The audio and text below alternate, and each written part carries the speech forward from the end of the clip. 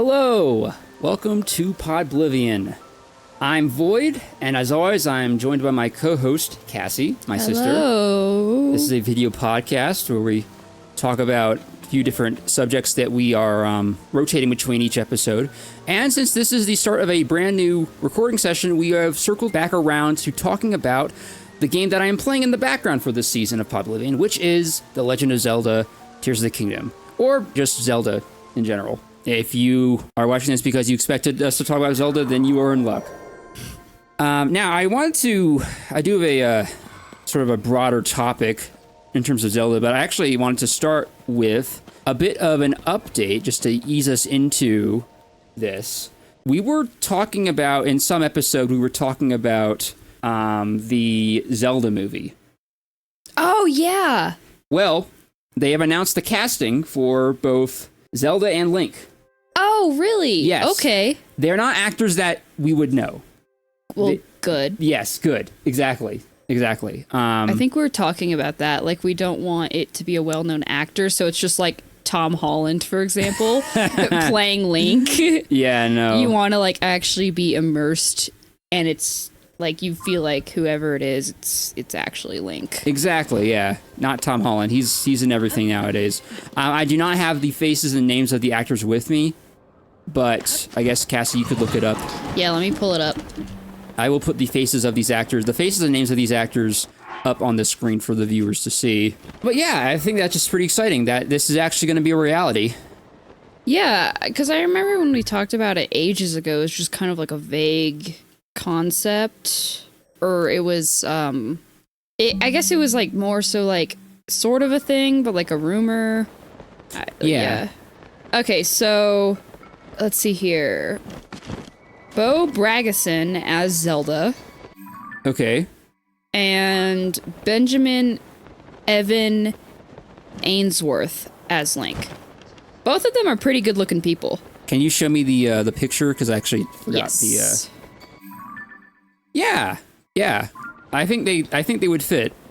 And actually, like, they're nameless people, so like I'm not concerned about it at all. Yeah, for real.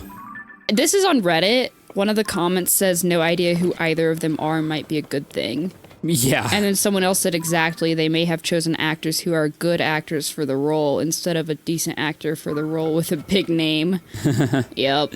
So yeah, I am a little excited, and I mean, I'm assuming we're gonna get Ganondorf. Right. Do we know when the movie's coming out, or We do not. We still do not know. Oh, I found another thing. People Magazine. It says the live-action film slated for release in May 2027. So it's going to be a while from now. Okay. Yeah. But we have a rough release date. Mm-hmm. Nice. I'm really glad they casted people that I have no clue who they are. Yeah. Exactly. That's the way to do it. Yeah. Instead of just big-name people. I guess that sort of strategy seems to be what people do more for animated movies nowadays. Yeah. Like Chris Pratt, Seth Rogen. Right. Key and Peele. I think they kind of did that for the How to Train Your Dragon. Yeah, they did. They film definitely as did. well. Yeah.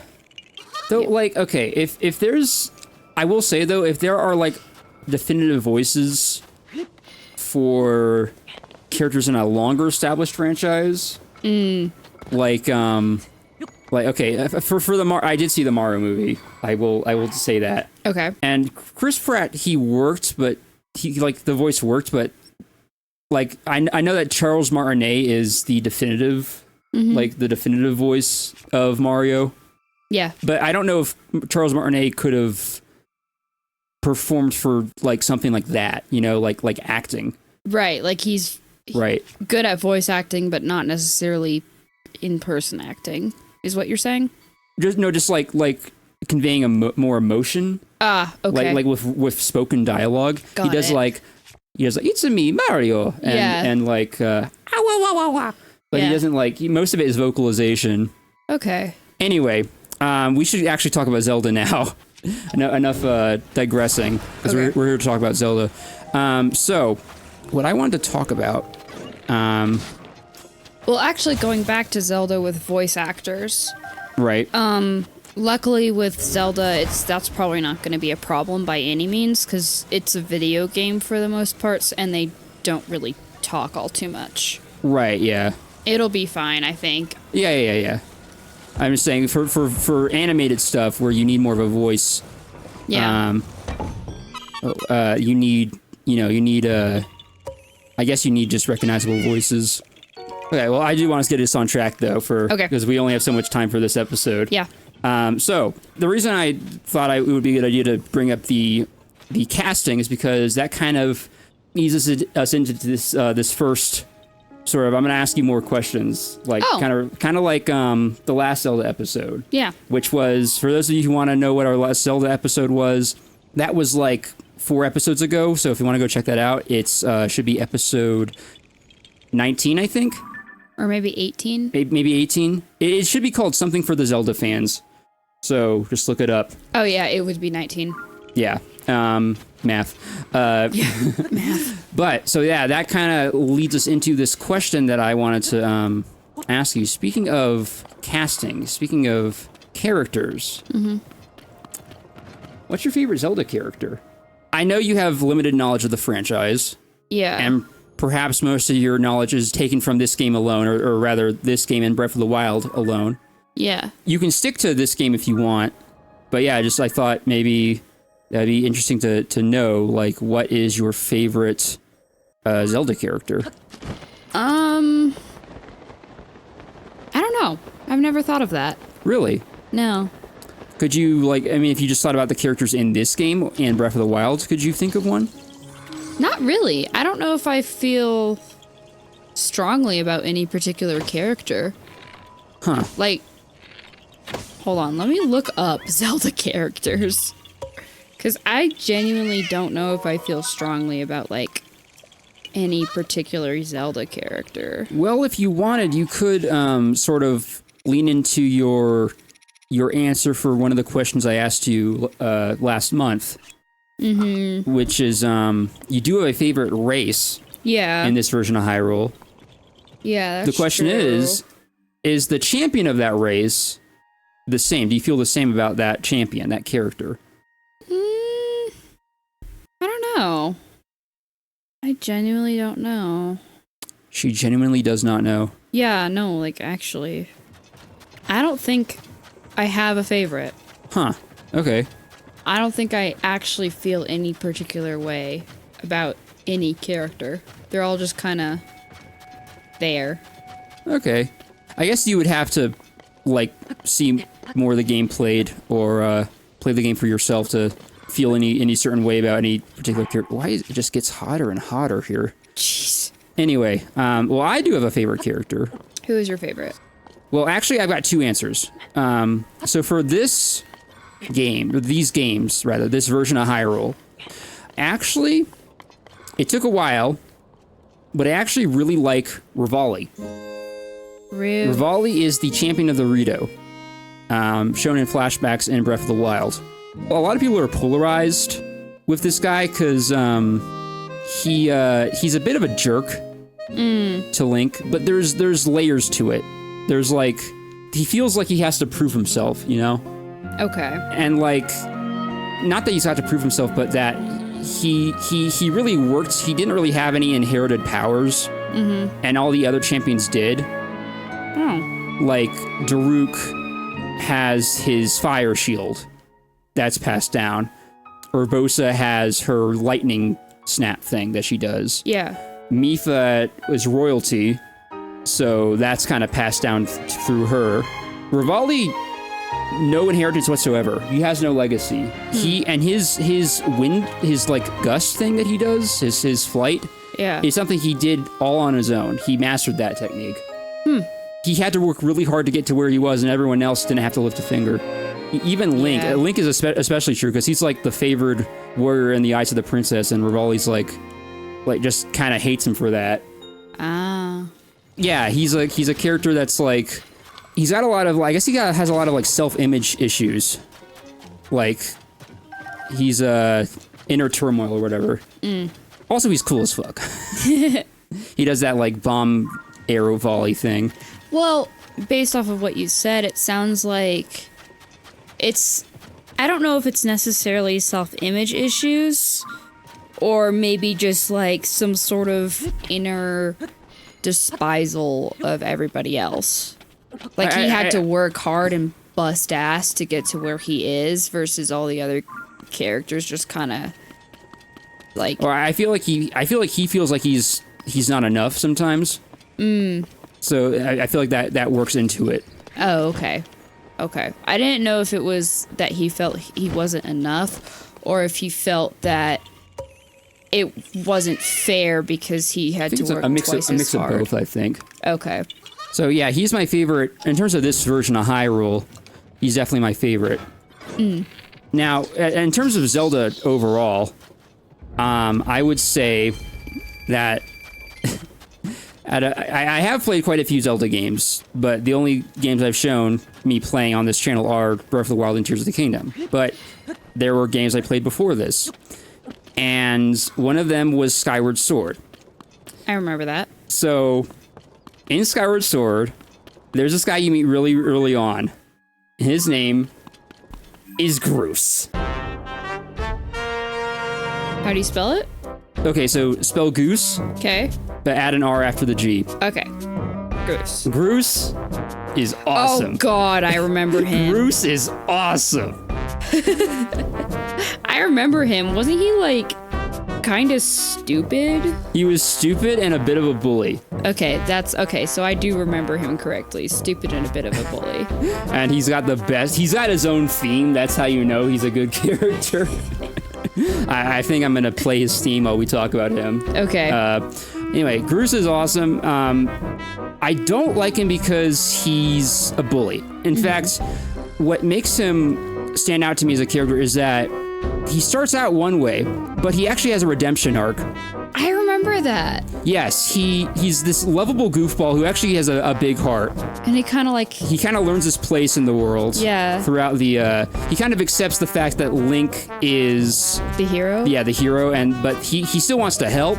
Yeah. And by the end of it, he's just happy to... You know, he's happy with what he has. And, Happy to be there. Yeah, happy to be there. And he actually ends up being a huge help. Like, at one point. Okay. He really pulls through. He's a really great character. Like, he's got a lot of funny meme moments that happen. Might show one of those on the screen. But yeah, no, he's honestly, when I think of Skyward Sword, I think that he's the first guy I think of. So Really? Okay. I think he definitely made that experience for me. He's got quite the mohawk.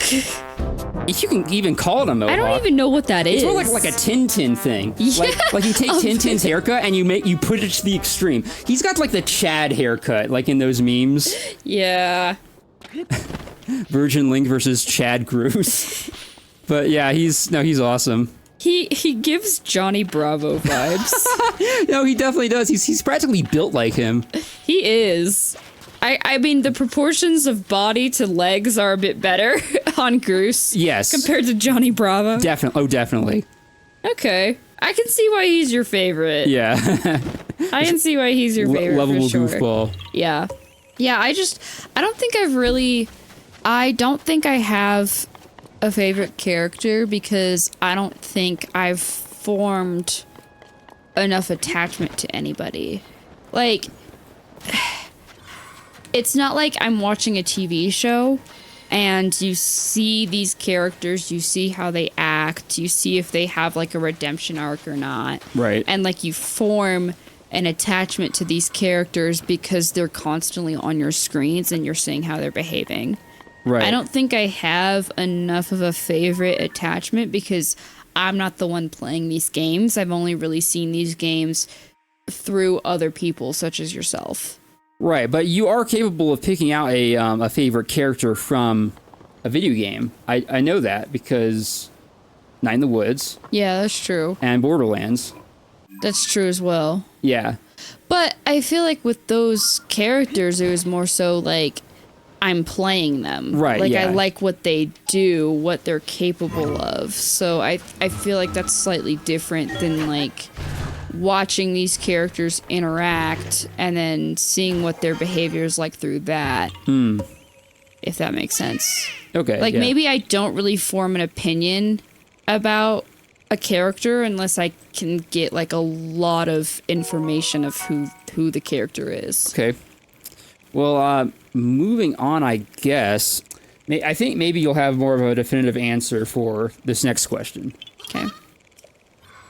What is your favorite Zelda monster? Ooh. Funny enough, I don't know if these things qualify as a monster, but the first thing that popped in my head when you mentioned Zelda monster was, do you remember, I don't know if it was Zelda Twilight Princess or Zelda Skyward Sword, but there was some sort of light seed trial that you had to do. Oh my god, you just brought back PTSD. Yeah. Oh no. Are you thinking about the Guardians of the Trials? I'm pretty sure I am. Oh my god, those things were awful. I hated them so much. Let me look up a photo of them. Yeah, okay, so I think I might be able to explain this better. So, Yeah. in Skyward Sword, there is a part of the game where you need to revisit the main 3 locations of the game and do a trial. The trial involves you, basically, you enter the spirit realm, and you don't have any weapons, you just have yourself. Mm-hmm. And you have to go around and collect light seeds. Yeah. Now, upon collecting a light seed, you reset a timer. If that timer runs out, or you hit a some sort of a danger zone, then the timer runs out, and you awaken all of these guardians.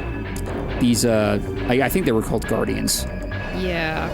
Are you finding a picture? Yeah, they're freaky. Yeah, it was so stressful. Here, look.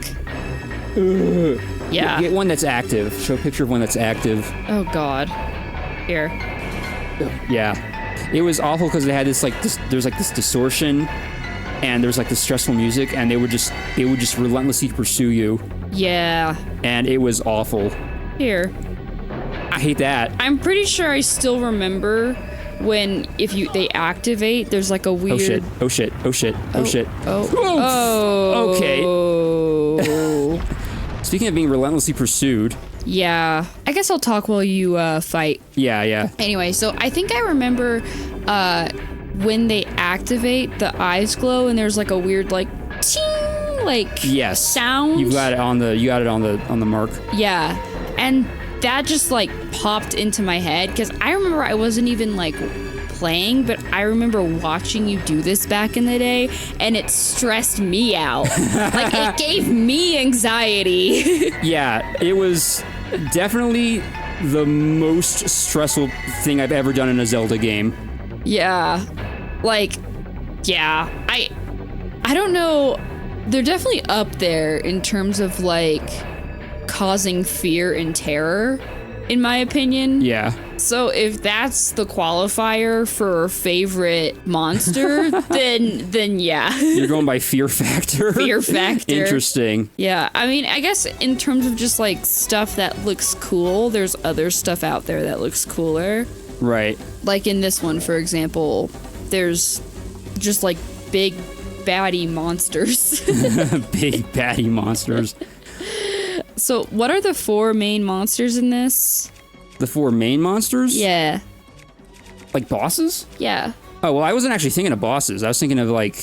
Oh, just like normal. Yeah, like there's like the main bosses would be like the things you fight in the different temples. Yeah. If it's something that's like regularly occurring, like a Molduga, I count that as something else. Okay. Now, my favorite monster, at least for this version of Hyrule, can actually be found in the desert. Okay. But it's not the Molduga. Oh, I think I know what you're talking about. Yeah. The zombie-looking things, right? Yes, the Gibdos. Gibdos. Those things are awesome.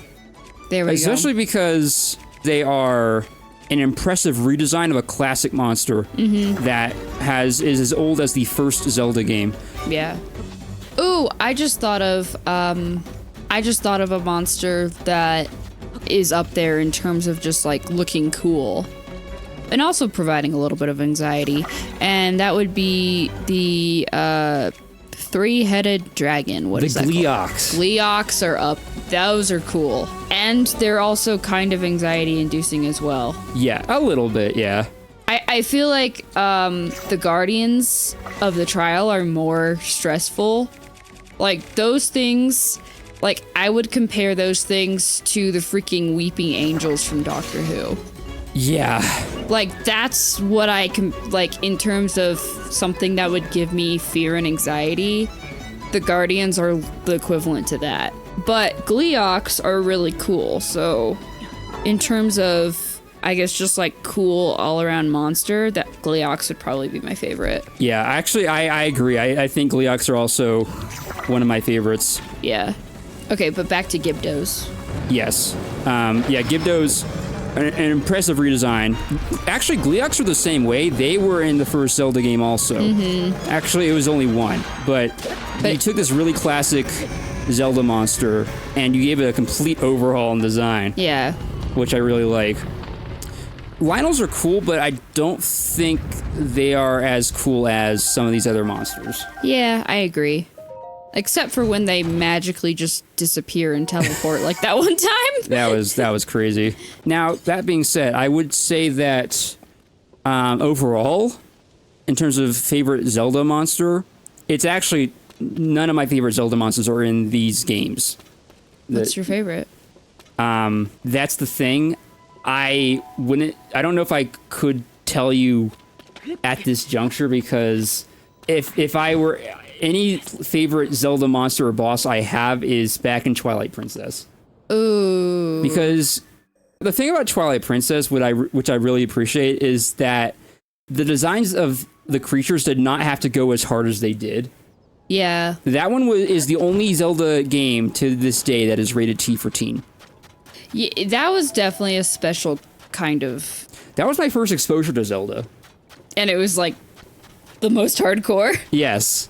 It set up expectations for that were not fulfilled later on. But God, man, the monster designs were so good. Yeah. And the boss designs. I actually considered your companion from Twilight Princess as maybe one of my favorite characters. Oh, Midna? Yeah. She's great, yeah. Mm-hmm. Honestly, one of the best companions Link has had. Yeah. In any adventure. Yeah. Not that annoying, unlike Fi in Skyward Sword. Mm-hmm. Your batteries are low. Go away! I just want to play the game. Yeah. Speaking of monsters and bosses, let's actually talk about bosses now. Okay. What is your favorite boss in Zelda? Yeah.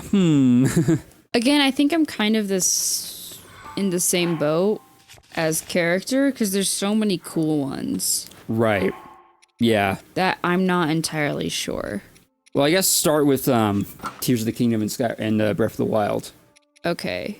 Let's do... Let me just look up the bosses real quick. Okay. Sorry, give me a second. It's fine. I'm just gonna do a little trolling. Okay. What's that? What's that do? What is that?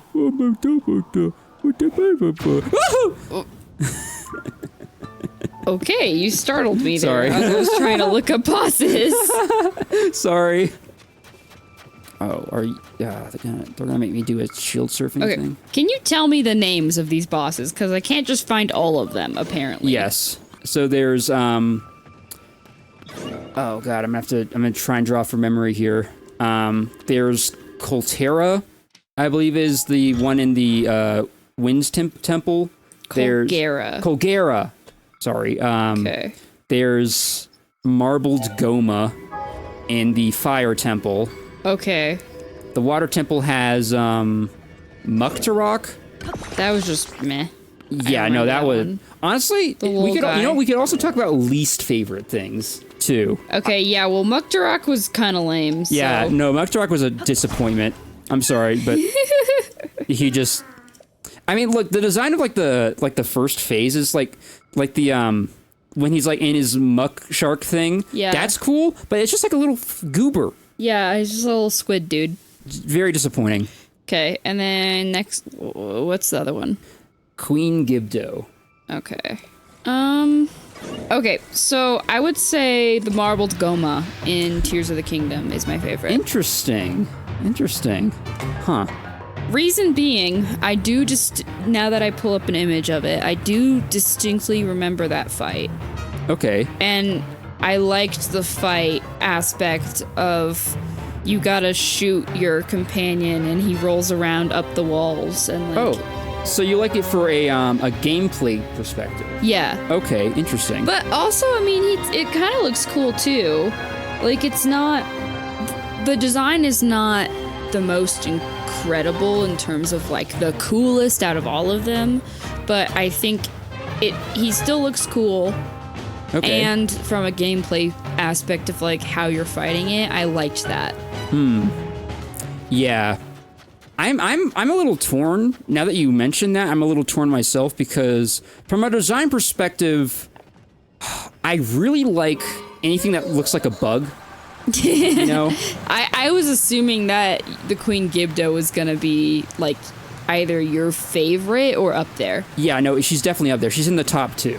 Oh wow. The other being Colgera. Okay. But okay, there's a difference in gameplay though. Yeah. I actually don't like the Queen Gibdo fight. Really? Yeah, because it's like a minion thing. It's like a wave of minions thing. Oh, You gotta it's kind shut of down the annoying. different spawners. But then also she's still active and she's shooting like these ranged, like from across the arena attacks. Oh, it's kind of while you're annoying. trying to deal with everything else. And it's just not that great of a... I mean, the first phase was fine. Having like a few minions I think is standard and okay, but if it's just like overwhelming, it's kind of just like, this is annoying. I Yeah, wanna because fight you got the actual- flying guys and the guys that are like... Yeah. that just like really crawl at you. Yeah, like if it's too much, you're just kind of like, this is annoying. I want to actually fight the boss. Yeah, exactly. But great design. I like the mouth that opens sideways and the they just seem very out of place out of everything else that is in the game. They're really cool. From a design perspective, the fight of Colgera is kind of cool because you're like Yes. flying around. Exactly. Colgera has the perfect mix of great design, visual design, and Yeah. great fight design. Yeah. Now, it is kind of a pushover, but Yeah, I felt like that was part of the reason why I didn't choose it. It has good fighting and good character design, I guess is what you would call it. But yeah. I feel like the fight was too easy. Yeah, it's kind of a pushover, but the fight is cool. Yeah. So, I don't know. I feel like that sort of justifies it. Yeah. I don't know. I guess in terms of the fighting aspect from a game design perspective, I guess I felt like Marbled Goma was better because it wasn't nearly as easy as Colgera seemed to be. That's true, yeah. So it was like, even though flying is cool as well, I guess I felt like from a game design perspective, I liked the fight better of Marbled Goma. Honestly, Marbled Goma might be the best, to your point, might be the best designed fight Yeah. in Tears of the Kingdom. Yeah. So I guess, but in terms of my favorite, I guess... Ooh, man. Like, I wanna... I can't say. Because we got Colgera and we got Queen Gibdo. I guess, what do you value more? Do I value design more or the fight more? Honestly, I think I value design more. Okay. So I'm gonna go with Queen Gibdo. Okay. Really like the Gibdos. I just really like the Gibdos. But yeah, definitely in terms of like this game, definitely my favorite. But in terms of overall, again, Twilight Princess exists. When you asked this question, I literally actively had Twilight Princess pulled up. And so I was looking at all of the different bosses and everything in Twilight Princess. I'm like, they all look so cool. Yeah. I remember this one fight from Twilight Princess where you were on a bridge Yeah. and this like beast that was like, you know, lit on fire or something. It had flames. I thought was charging at you at I some think point. you're confusing two different bosses. Oh. Because there is a fire beast, but he's not on a bridge. He Okay. is in the fire dungeon. Okay, and does he charge at you? Kinda, yeah, in a very, like, sort of shambly kind of way. So what was the thing on the bridge? That was Lord... I think his name was Lord Bulbin, or Bulbo, something like that. He's actually a reoccurring fight. Okay, because that might be what I'm... Because what you do is you joust him Yeah. on the bridge. I remember that distinctly. That was cool. Yes, and you do that a few times throughout the game. Yeah. What was that fire guy then? That was, I think that was... Oh, God. Look up Goron Mine, Twilight Princess Goron Mine's boss. I think you should be able to find him. Okay. Yeah, Twilight Princess... Virus. Oh, yeah. Literally just virus.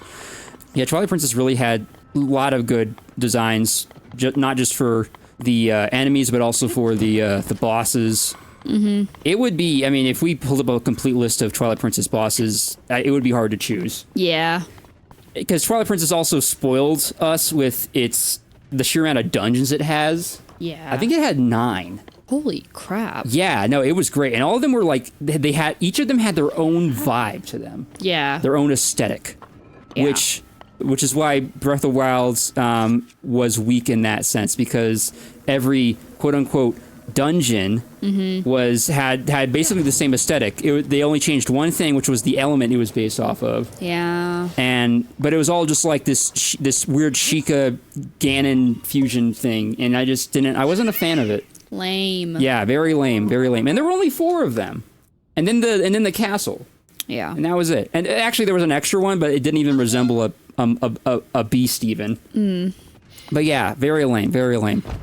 Especially when your first Zelda game was Twilight Princess. Yeah. But yeah, oh god, dude, there were so many good dungeons in that game. I feel like one that stands out the most to me is Arbiter's Grounds. Arbiter's Grounds is this sort of ruined, I think it was supposed to be a prison, but it's like this ruined like prison out in the desert in Twilight Princess. Mm-hmm. And there's a lot of sand pits, little baby Moldugas swimming around the sand.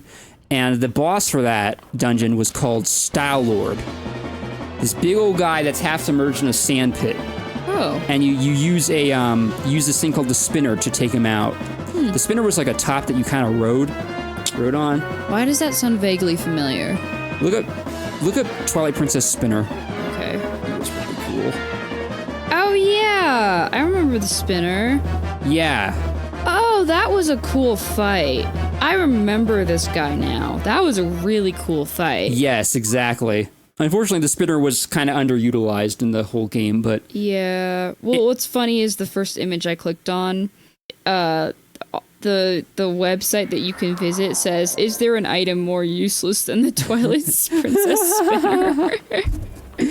How true. So it's like you get to use this cool thing for this one fight and then just never again. Yeah. It's like, what the fuck? Yeah. Yeah, there's also, I think his name was Morpheal in the Water Temple. Very freaky looking guy. And then there were like a few other monsters, like I think Goma was one. There was like a giant spider with an eye in the middle. And there was this guy in the like the floating city dungeon. He was like a dragon. Yeah, there's way too many cool bosses in this. Yeah, exactly. They spoiled us rotten. Oh. What'd you find? Armogoma. Yes, Armagoma. The arachnid. Yes. That thing gave me the heebie-jeebies. Yes. And weren't there there's a bunch of little spiders in that fight too? Yeah, so the way the fight goes, I mean, I guess if you're gonna play Twilight Princess at some point, listeners, I guess skip over this part. Minor spoilers.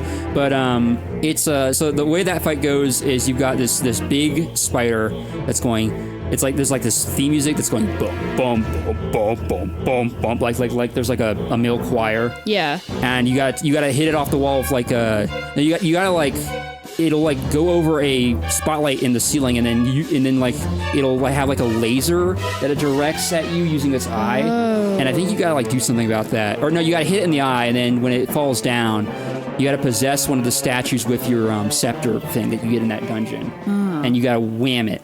But when you defeat it, when you think you've defeated it, it turns out that actually the eyeball is actually the abdomen of a smaller spider. Yeah. And then it goes, pew, pew, pew, pew, pew, and it has like a little army of little spiders like following it, and it goes. Yeah. It's like going around the area. I remember that too. I know, fun fight with a little twist at the end. I liked it. Now, in terms of, let's actually talk about least favorite things. Okay. Do you have any least favorite characters? Why do I feel like Zelda? Zelda? Zelda herself? Yeah. Is it because of like the way she is in Breath of the Wild? Remind me how she is in Breath of the Wild. She's kind of whiny. I mean, especially in the cutscenes. I guess she kind of has like a character arc, but just like, and also like something about her British voice. I don't know if it's necessarily that she's whiny or anything. I guess maybe I wish she had more like substance to her. Link. Stop. That's just what she is. She's like Link. I guess I wish she had more substance to her, considering she's supposed to be a main character. Right. Like, I know the whole premise is she always gets kidnapped and she always has to be saved. Right. In literally every game. Yeah. But like, I don't know. Part of me wishes she could do some cool shit. Well, I mean, she does do cool shit. Usually, though, it's only at the end of the game. Lame. Yeah. Honestly, ironically, one of the games that she shines in the most is not even a main Zelda game. It's Age of Calamity. Oh, which okay. is, I did play that. I did stream that. It was the... She did like the light stuff. Yes, she actually got her powers. Yeah. Because the whole premise of that is there's like it's sort of like a redo of the events that led to the calamity, and they actually they win. Yeah. And everything that could go right goes right. Yeah. And including Zelda getting her powers, her goddess powers. So yeah, it's all a bunch of light stuff, and she's got the bow of light, which I think I don't know if it's actually. Oh no, that's different. The bow of light is different than the dusk bow. But yeah, no, actually the coolest version of Zelda is probably the one from Twilight Princess. Yeah. Because she's very regal, very honestly, she leans hardcore into the whole ruler thing. Yeah. In Twilight Princess, and she's got the bow of light, which she actually ends up being involved in the fight against Ganon. I remember that. She has Link ride after him, and she sort of just fires off some light bows to take Ganon off the horse. Yeah. Ganondorf was also had a really cool design in Twilight Princess. Yeah. And actually, I think the game was sort of a follow-up to Ocarina of Time, because Ganondorf had a very similar design. Mm-hmm.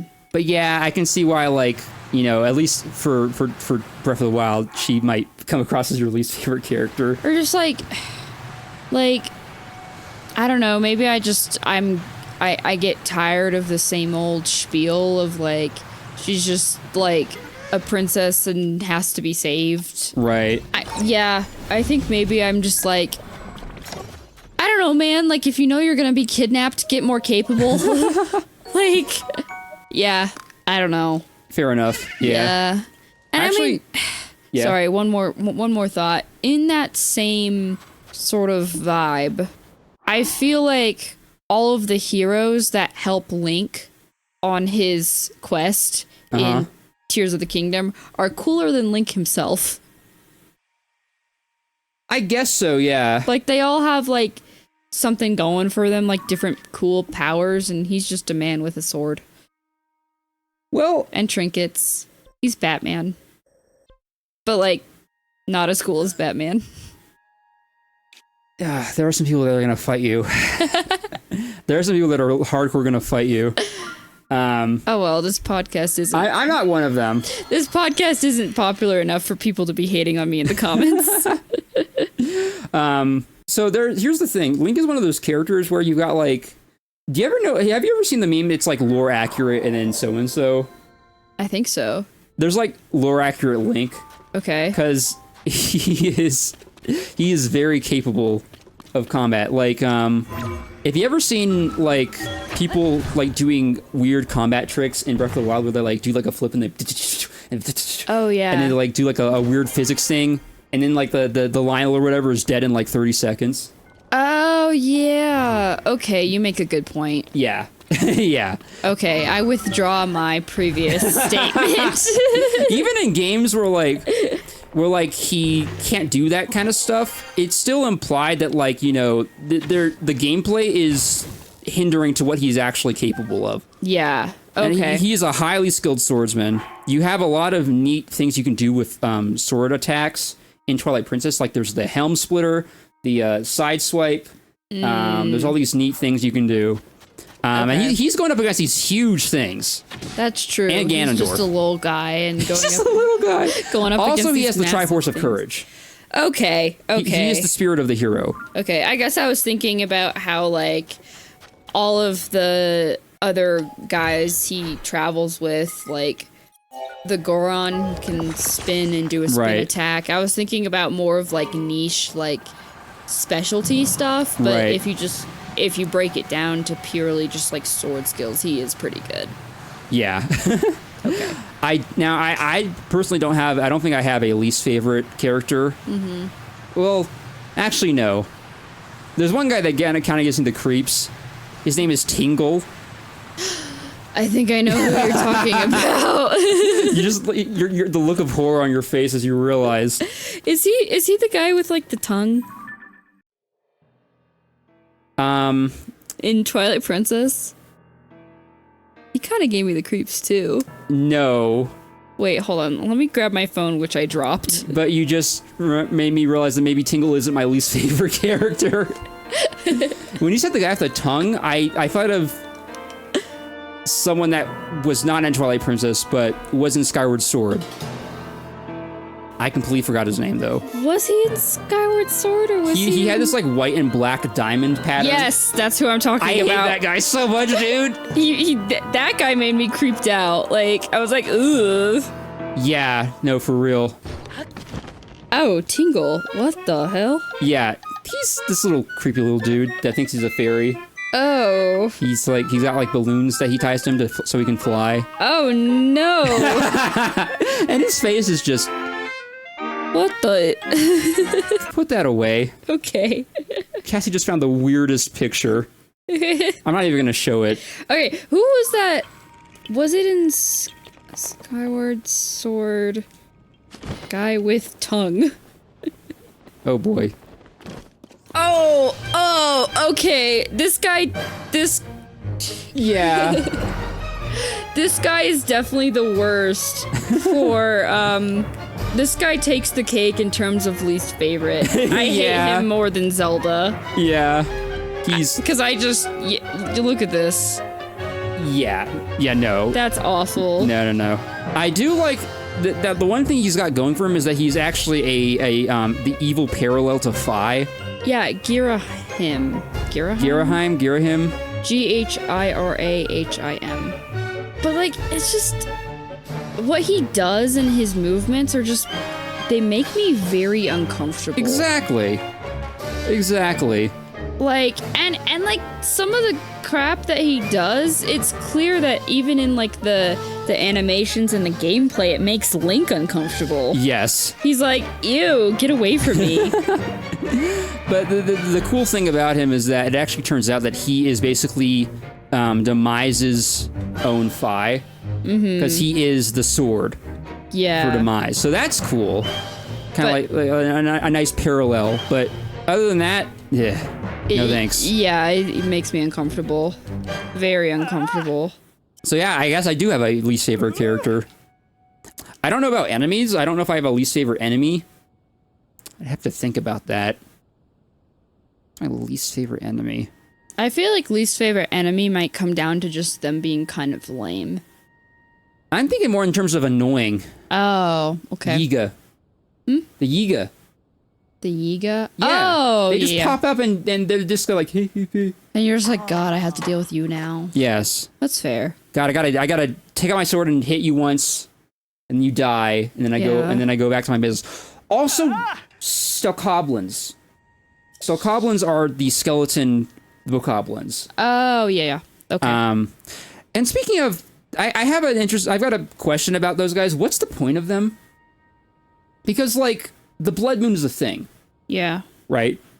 So, these guys are getting reincarnated anyway. Why are some of them coming back as skeletons? Oh, yeah. Like, what's the point in that? That's a good thought. I don't know. What's the point? Unless the blood moon wasn't always a thing, and it only is reviving everything as it is until, like, before Link kills it. Maybe that's the case. Maybe that is the case. Maybe I answered my own question. Yeah. But still, those guys are kind of annoying too. But Yiga are more annoying. They are more annoying. Yeah. Sorry, every 12-year-old that likes them. Yeah, but in terms of my least favorite, Girahim, he's the worst. Yeah, Girahim. Him, whatever. I always pronounce it Girahim. Girahim. One more thing, and then we'll wrap up this this episode. Least favorite boss. Least favorite boss. I have an answer. What's your answer? It's something from Skyward Sword. Okay. So, in Skyward Sword, and this is also sort of a desert type of dungeon. There is a sort of a quote unquote ghost ship that you go to in a sea of sand, and it's like this abandoned ship. There's no crew around, yet it was moving, little creepy. And then when you get to the boss chamber, it actually turns out that the boss chamber is not where you fight the boss because the ship starts getting attacked by a large tentacled monster. Oh. And it's like a Kraken type of deal, right? Where it's like tentacles shooting through the wall and like there's like water coming out. It's like, okay, all right. So what does this thing look like? And you get to the deck of the ship, look up Skyward Sword Tentaclus, something like that. Oh. It's not what you would expect it to look like at all. It looks like just like a fat guy. It looks like that one character from Monsters Incorporated. Yeah. Like Mike Wazowski's love interest. It just looks like a fat guy with dreads. Yeah, very disappointing. Oh, I wonder what its weak spot is. I wonder what its weak spot is. Yeah. Maybe the giant eyeball in the center of its face. Yeah, that's lame. That's lame. Yeah, very lame. With the ship, they could have done some cool pirate thing. There was a pirate dude, actually. Okay. But he was the mini-boss. What? Yeah, he was like this robot pirate dude that's like twice your height. And you do like a sort of like a bridge sword fight thing with him. Like on the bow of the ship, this really big bow. And the whole idea is you got to like parry his attacks and beat him back all the way to the end of the bow of the ship. And then he falls off. But he was not the main boss.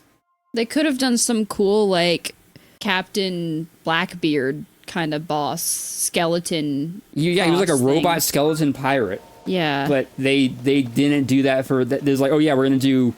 What's her name from Monsters Incorporated? How lame. Yeah, very lame. Well, with that being said, this is the end of the episode. I think we got through everything. Yeah, we did. We did. Yeah. All right. And we're just over an hour, so I can definitely shorten that down to under an hour. Nice. So, thank you everyone so much for watching or listening.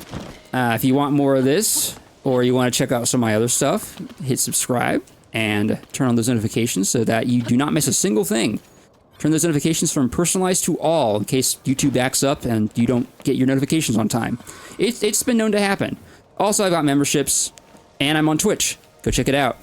And, at some point, keep your eyes peeled for the return of the Night in the Woods playthrough with Cassie. I'm excited for when that returns. Yes. It's been years. Yeah, it's been years, yes.